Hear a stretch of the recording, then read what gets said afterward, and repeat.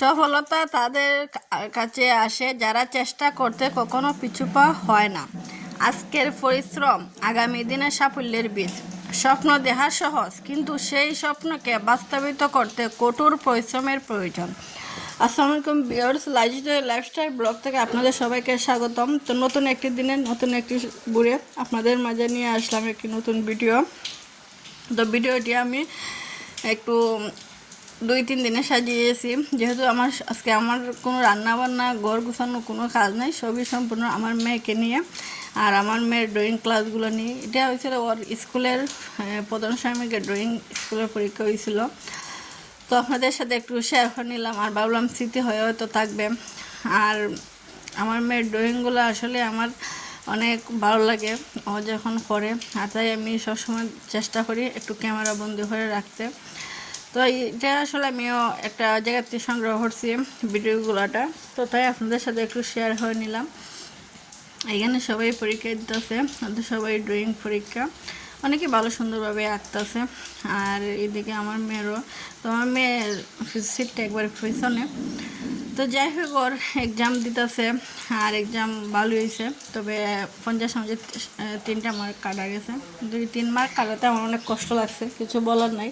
যেহেতু আর্টিস্ট কোনো ভালো টিচার নাই ওদের স্কুলে, ওর পেপারটা আসলে যাচাই হওয়ার মতো কোনো যোগ্যতা ওদের নাই, যার কারণে আমার পেপারটা হয়তো বুঝতে পারেনি। তো যাই হোক, আর কিছু বলার নাই। তো এখন চলে আসলাম তো তোর ড্রয়িং ক্লাসে। আসা প্রতি শুক্রবার আমার মেয়েকে নিয়ে ড্রয়িং ক্লাসে আসি, আপনারা তো প্রতিনিয়ত দেখেন। আর আজকে এই যে বৃষ্টির দিনও দেখেন মন চাইছিল কিন্তু ঘুমাতে, সারাদিন সকালে ঘুম থেকে উঠে কিন্তু আমার সবসময় আবৃত্তি ক্লাস থাকে। তো আবৃত্তি ক্লাস করে তারপরে বাসায় যাই, গিয়ে খাওয়া দাওয়া করি, রান্না বান্না করি, ঘর গুছাই, তারপর আবার বিকাল 3টার সময় আবার আসি।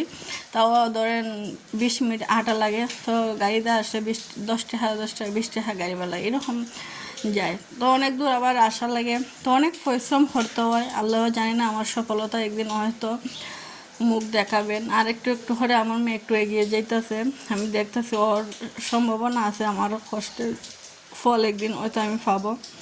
আর আমার ইচ্ছা ওকে আমি বিভিন্ন প্রতিযোগিতায় অংশগ্রহণ করাইতাম। তো ও আস্তে আস্তে আমি আসলে ওকে আগে প্র্যাকটিস করাইতেছি, যাতে ও বিভিন্ন প্রতিযোগিতায় অংশগ্রহণ করবে। আর একটু বড় হলে তো একটু বুঝবে।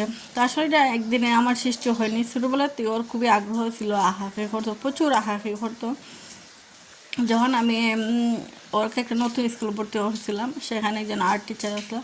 তো ওর আর্টগুলো দেখে স্যারে বলছিল ও যে চেষ্টা করে অনেক সুন্দর একটা আর্ট করতে পারবে। তো সেই ইচ্ছা থেকেই আমার এই স্বপ্ন জাগলো, আমার মেয়েকে একজন আর্টিস্ট ভালো একটা শিক্ষা দেব। তো সেজন্য আমার এই কষ্টটা, তো দোয়া করবেন যাতে আমার এই কষ্টটা একদিন সফলতা অর্জন করে। আসলে এই দিনটা যে কত কষ্ট করে আমাকে আসতে হয়, আর ঘুম অসুস্থ হইলো আসি, বৃষ্টি হলো আসি, কারণ একদিনই সপ্তাহে ক্লাসটা যেহেতু। আর এই সময়টা কিন্তু প্রচুর ঘুমে ধরে, কিন্তু ঘুমাইতে পারি না, একদিনও ঘুমাই না। এই প্রতিটা সপ্তাহে আমাকে এই মেয়েকে নিয়ে আসতে হয়। আর আমাকে প্রথম বেশি পরিশ্রম করতে হয়েছে, যেহেতু ও নতুন, অনেক সময় টিচারের কাছে বুঝতো না, ওকে নিয়ে আমি বসতাম, এখন আমি নিয়ে আসি। আমি আগে ওর ড্রয়িংগুলো বুঝি, টিচার অনেক সময় বুঝিয়ে দেয় যে এইভাবে এইভাবে করতে বলবেন, কীভাবে হলে সুন্দর হইব। হয়তো অনেক সময় অনেক কথা বুঝেও না ভালো করে। তো আসলে বাচ্চাদের পিছনে মাদেরই অবদান বেশি থাকে, একটা মেয়েকে বাচ্চাকে সফলতা। অবশ্যই বাবা আছে এখানে দেখেন, বাবা মা সবাই সাহায্য হতেছে তার একটা বাচ্চাকে এগিয়ে নিতে। আর একটা জিনিস জানে না পুরো ভাইয়েরা, মা বাবার সাহায্য ছাড়া একটা বাচ্চা কোনো দিন মানুষ হতে পারে না। আর তাদের সফলতা হয়তো অনেকে হয়, এটা ওই যে গুফরে পদ্ম ফুল ফোটা আর কি, লাখে একটা। তো আমাদের তারপরে চেষ্টা থাকতে হবে, আমাদের ব্যর্থতাটা মেনে নেওয়া সহজে নেওয়াটা উচিত না। আমাদের সবারই উচিত তাদের বাচ্চাদেরকে সময় দেওয়া, তাদেরকে একটা কেরিয়ার করে দেওয়া। তো যেমন ধরো পড়ালেখার পাশাপাশি আমি হার্টগুলো শিখাইতেছি, হয়তো যে কোনো দিন লেখাপড়া করে, তো আসলে এখন চাকরির বাজারে চাকরিটা অনেক কঠিন। তো আর্টের দিয়ে কিছু একটা করতে পারে তাও আমি মনে করি বেটার, আর্ট নিয়ে লেখাপড়া করে তাও বেটার, খারাপ না। তো তাই আমি আর্টগুলো একটু শেখানোর চেষ্টা করি। আর আমার সফলতা জানি না কখন ধরা দিবে, তো আপনারা যদি দোয়া করেন আর ওরও একটু পরিশ্রম করতে হবে। তো অনেকটা বেটার হয়েছে। আমি 1 বছর 6 মাস ওরে ক্লাস করাইছি, আরও অনেক দিন বাকি রয়েছে। যদি আমি পুরা আরও 2টা বছর করাইলাই তবে তো আশা করি সম্পূর্ণভাবে সে ড্রয়িংয়ের সম্পূর্ণ রূপে ড্রয়িংটা লিখতে পারবে।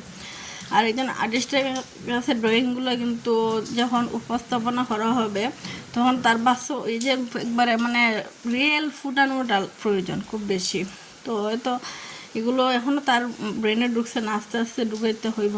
তো চেষ্টা করতেছি। আসলে পড়ালেখা আবার 4-এর পড়া তো জানেন অনেক হার্ড, এগুলো সব কিছু সামলাইয়া আবার ড্রয়িং আবার আবৃত্তি ক্লাস, তার জন্য কষ্ট হয়ে যায়। তারপরও চেষ্টা করি। আর আমার মেয়ে অনেক ধৈর্যশীল, সেও ড্রয়িংয়ের জন্য আগ্রহ, তাই সেও একটু পরিশ্রম করে। আর বাসায় তেমন একটা সময় দিতে হয় না, যে বাসায় একটু সময় দিতে হয়তো একটু দ্রুত সে এগিয়ে যেত। যাই হোক, তারপর আল্লাহ যা করেন আল্লাহর ইচ্ছা।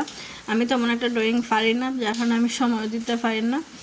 তো ওই একটু একটু করে আর কি যেতটুকু আমি বুঝি একটু শেয়ার করি ওর সাথে।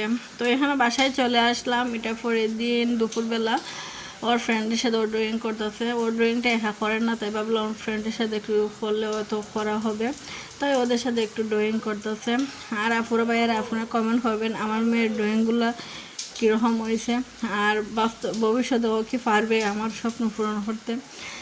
আর আরও আছে অনেক ড্রয়িং, আপনার সাথে সবার সাথে শেয়ার করলাম না, তবে হয়তো আস্তে আস্তে অন্য সময় শেয়ার করবো। তো ভালো থাকবেন, আসসালাম।